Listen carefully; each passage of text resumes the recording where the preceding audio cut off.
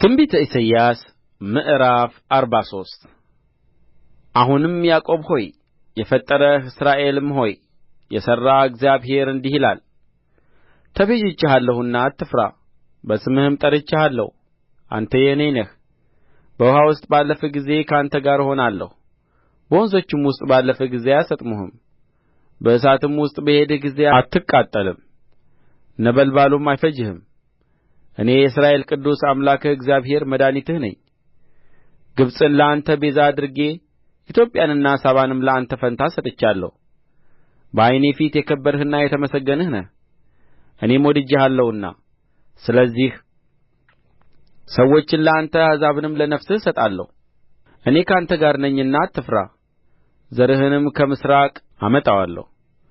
ከምዕራብም እሰበስብሃለሁ ሰሜንን መልሰህ አምጣ ደቡብንም አትከልክል ወንዶች ልጆቼን ከሩቅ ሴቶች ልጆቼንም ከምድር ዳርቻ በስሜ የተጠራውን ለክብሬም የፈጠርሁትን የሠራሁትንና ያደረግሁትን ሁሉ አምጣ እለዋለሁ ዓይኖች ያሉአቸውን ዕውሮችን ሕዝብ ጆሮችም ያሉአቸውን ደንቆሮችን አውጣ አሕዛብ ሁሉ በአንድነት ይሰብሰቡ ወገኖችም ይከማቹ ከመካከላቸው ይህን የሚናገር የቀድሞውንስ ነገር የሚያሳየን ማን ነው ይጸድቁ ዘንድ ምስክሮቻቸውን ያምጡ ሰምተውም እውነት ነው ይበሉ ታውቁና ታምኑብኝ ዘንድ እኔም እንደ ሆንሁ ታስተውሉ ዘንድ እናንተ የመረጥሁትም ባሪያዬ ምስክሮቼ ናችሁ ይላል እግዚአብሔር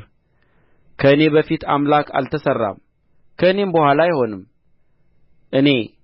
እግዚአብሔር ነኝ ከእኔ ሌላም የሚያድን የለም ተናግሬአለሁ አድኜማለሁ አሳይቼማለሁ በእናንተም ዘንድ ባዕድ አምላክ አልነበረም ስለዚህ እናንተ ምስክሮቼ ናችሁ ይላል እግዚአብሔር እኔም አምላክ ነኝ ከጥንት ጀምሮ እኔ ነኝ ከእጄም የሚያመልጥ የለም እሠራለሁ የሚከለክልስ ማን ነው የእስራኤል ቅዱስ የሚቤዣችሁ እግዚአብሔር እንዲህ ይላል ስለ እናንተ ወደ ባቢሎን ሰድጃለሁ ከለዳውያንንም ሁሉ ስደተኞች አድርጌ በሚመኩባችሁ መርከቦች አዋርዳቸዋለሁ